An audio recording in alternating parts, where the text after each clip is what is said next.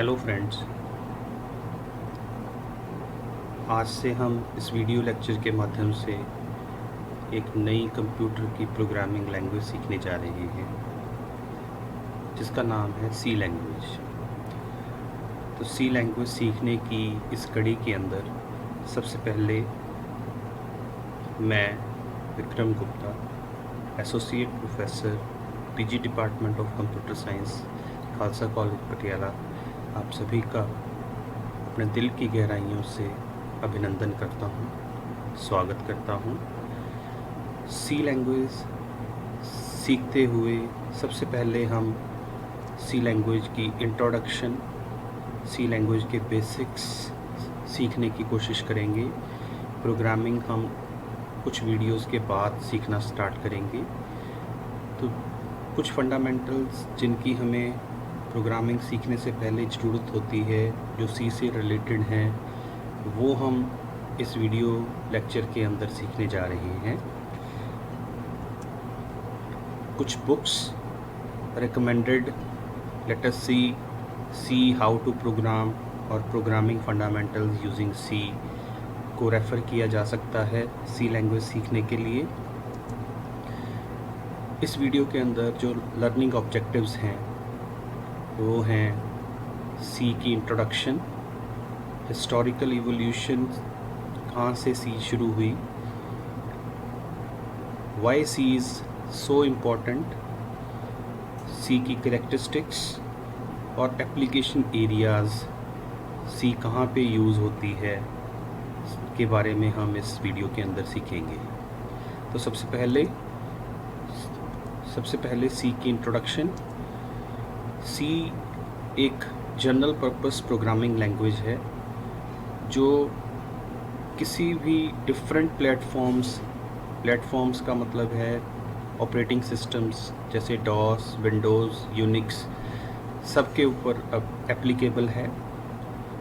Procedure oriented language है सी, जिसके अंदर हम प्रोग्राम्स बनाते हैं, जिसके अंदर हम इंस्ट्रक्शंस को इकट्ठा करके एक प्रॉब्लम को सॉल्व करने के लिए प्रोग्राम्स डेवलप करते हैं या सॉफ्टवेयर डेवलप करते हैं।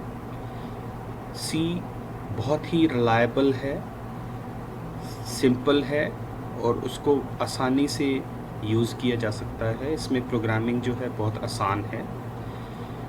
सी पोर्टेबल लैंग्वेज है।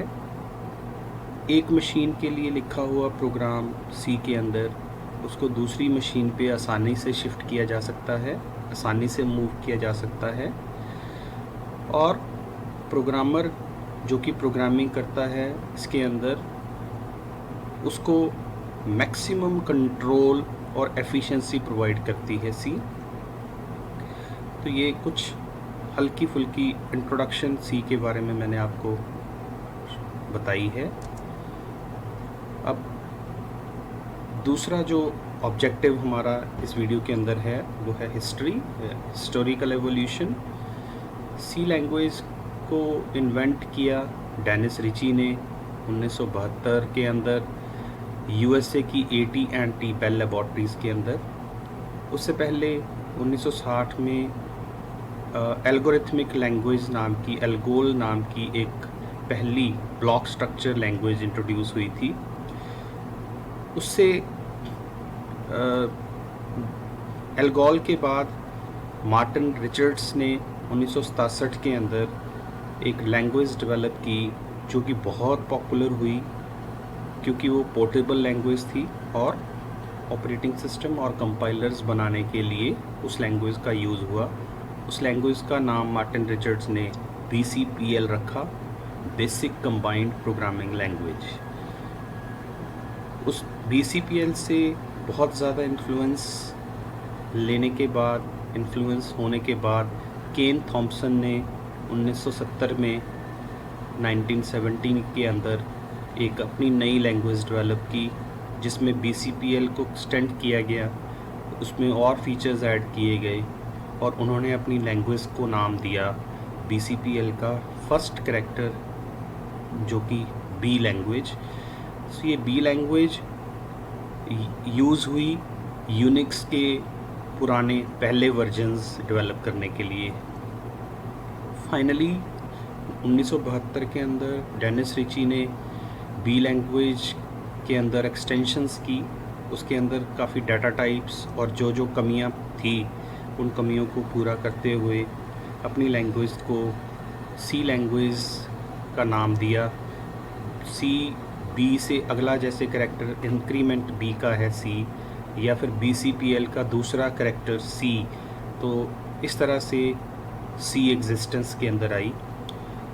उसके बाद कैनिंघन और रिची ने 1978 के अंदर एक बुक पब्लिश की जिसका नाम the C programming language by K&R। तो उस बुक का नाम K&R सी रखा गया, जिसने कि एक नई क्रांति, एक नई रेवोल्यूशन कंप्यूटिंग वर्ल्ड के अंदर लेकर आए। उसके बाद 1983 के अंदर एनसी ने एक कमेटी गठित की जो कि 1999 के अंदर 1989 के अंदर एनसी का स्टैंडर्ड NCC फाइनली अडॉप्ट किया गया। इसके बाद 1990 के अंदर it was also adopted by International Standard Organization ISO, और इसको रेफ़र किया गया NC और ISO-C।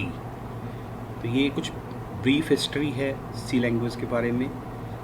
इसके बाद तीसरा जो ऑब्जेक्टिव हमारा इस वीडियो के अंदर है, why C is so important, importance of C programming. तो सबसे पहले सी प्रोग्रामिंग की इम्पॉर्टेंस ये है कि इसके अंदर इनबिल्ट बहुत ज़्यादा फंक्शंस अवेलेबल हैं जिनको कि हम डायरेक्टली यूज़ कर सकते हैं। डाटा टाइप्स और ऑपरेटर्स बहुत अच्छे बहुत आसान इसके अंदर अवेलेबल हैं, जिनकी हेल्प के साथ हम कॉम्प्लेक्स मुश्किल प्रोग्राम्स को आसानी से लिख सकते हैं। दूसरा है, जो प्रोग्राम हम सी के अंदर लिखते हैं वो काफ़ी डाटा टाइप्स और ऑपरेटर्स अवेलेबल होने के कारण काफ़ी एफिशिएंटली लिखे जा सकते हैं।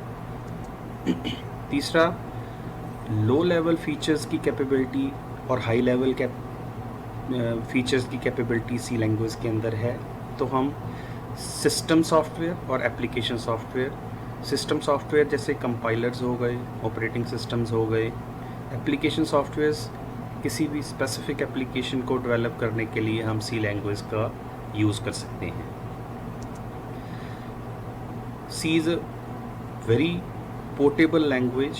पोर्टेबल का मतलब है कि प्रोग्राम एक मशीन पे जैसे हम लिखते हैं तो उस मशीन से दूसरी मशीन पे बड़ी आसानी से इसको शिफ्ट किया जा सकता है। लो लेवल प्रोग्रामिंग जैसे कि बिट लेवल प्रोग्रामिंग है, बिट्स के ऊपर हम प्रोग्रामिंग कर सकते हैं with the help of pointers, which is very powerful feature, very powerful feature utility of C। इसी तरह हाई लेवल कंस्ट्रक्ट्स इसके अंदर बहुत ही ज़्यादा यूज़र फ्रेंडली हैं और इसके जो सिंटैक्सेस हैं वो इंग्लिश लैंग्वेज से काफ़ी मिलते जुलते हैं, जिसके कारण सी के प्रोग्राम्स को आसानी से लिखा जा सकता है।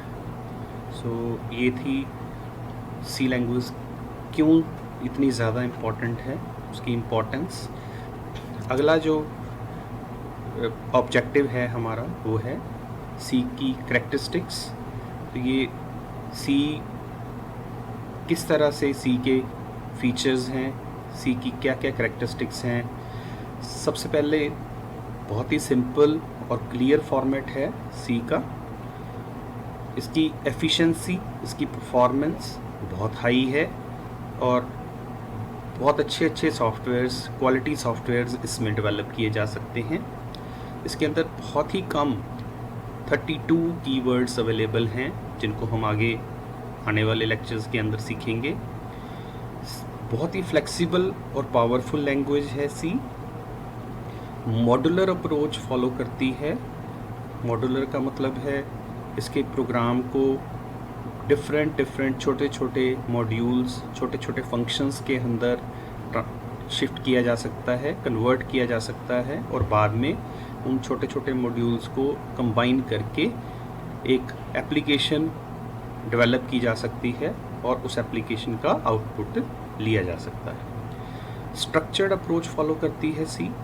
सो स्ट्रक्चर्ड अप्रोच काफ़ी control structures, block structure type of language है। कंट्रोल स्ट्रक्चर्स काफ़ी अवेलेबल हैं सी के अंदर, जिनको कि हम आने वाले वीडियोस के अंदर डिटेल के अंदर पढ़ेंगे। पोर्टेबल मैं पहले भी जैसे बता चुका हूँ, एक मशीन के लिए अगर हमने प्रोग्राम लिखा तो उस मशीन पे लिखा हुआ प्रोग्राम आसानी से दूसरी मशीन में शिफ्ट किया जा सकता है। बहुत ही ज़्यादा हाई लेवल और लो लेवल के ऑपरेशंस परफॉर्म किए जा सकते हैं सी लैंग्वेज की हेल्प के साथ, इसलिए इसको मिडल लेवल लैंग्वेज भी बोला जाता है। स्टेबल और स्मॉल साइज कोड होता है सी लैंग्वेज के किसी भी प्रोग्राम का।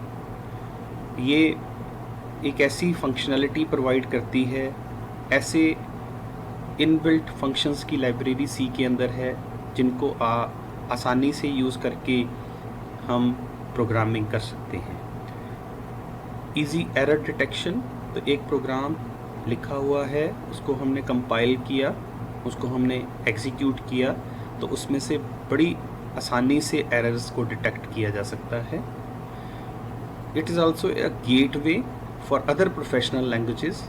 सी से बड़ी आसानी से C++ और जावा जैसी प्रोफेशनल लैंग्वेज के अंदर शिफ्ट किया जा सकता है। तो ये कैरेक्टरिस्टिक्स सी की हमने देखी हैं। इसके बाद अगला जो कंसेप्ट है, ये सारा बेसिक कंसेप्ट्स हैं जो हम सी के बारे में सीख रहे हैं। अगला है एप्लीकेशन एरियाज़ और यूजेस ऑफ सी, कहाँ कहाँ पे सी यूज़ होती है। तो सी ऐसा कोड प्रोड्यूस करती है जो कि बहुत ही फास्ट, जैसे असेंबली लैंग्वेज का कोड होता है उस तरह से ये कोड जनरेट करती है। तो कुछ एग्जांपल्स, कुछ एप्लीकेशन एरियाज़ हम डिस्कस कर रहे हैं जहाँ जहाँ सी यूज़ होती है। सी, जैसे मैंने पहले भी कहा, सिस्टम और एप्लीकेशन दोनों तरह की एप्लीकेशंस डेवलप करने के लिए यूज़ होती है। तो सिस्टम एप्लीकेशंस जैसे ऑपरेटिंग सिस्टम, जैसे यूनिक्स बहुत ही इम्पॉर्टेंट और बहुत ही करंट और पुराना ऑपरेटिंग सिस्टम है, तो उसको सी लैंग्वेज के अंदर ही डेवलप किया गया। लैंग्वेज के कंपाइलर्स हैं, जैसे इंटरप्रेटर्स हैं, असेंबलर्स हैं, तो ये भी सिस्टम सॉफ्टवेयर्स हैं, इनको भी सी लैंग्वेज के अंदर डेवलप किया जा सकता है। टेक्स्ट एडिटर्स अवेलेबल हैं, उनको सी लैंग्वेज के अंदर आसानी से लिखा जा सकता है। डिवाइस ड्राइवर्स या नेटवर्क ड्राइवर्स यूज़ होते हैं सिस्टम के अंदर, कंप्यूटर के अंदर। स्पूलर्स हैं, मॉडर्न प्रोग्राम्स आज के डेट के अंदर जैसे भी एप्लीकेशन के कोई भी प्रोग्राम्स हैं उनको सी लैंग्वेज के अंदर बड़ी आसानी से लिखा जा सकता है। डाटाबेसेस SQL जैसे है तो उनको भी सी लैंग्वेज के अंदर डेवलप किया जा सकता है। यूटिलिटी प्रोग्राम्स हैं जैसे विंडोज़ के अंदर, तो उनको भी सी लैंग्वेज के अंदर बड़ी आसानी से डेवलप किया जा सकता है। तो फ्रेंड्स, इस वीडियो के अंदर हमने सी लैंग्वेज के बेसिक फंडामेंटल्स, बिल्कुल इंट्रोडक्शन सी की हमने की है। तो आगे आने वाले लेक्चर्स के अंदर, आगे आने वाले वीडियोस के अंदर हम काफ़ी और ज़्यादा नई नई चीज़ें सीखेंगे। अगले कुछ वीडियोस के अंदर हम सी को फंडामेंटली सीखेंगे और फिर बाद में प्रोग्रामिंग की तरफ जाएंगे। तो आपको ये वीडियो कैसा लगा, आप अपने कमेंट्स लिख सकते हैं, चैनल को सब्सक्राइब कर सकते हैं।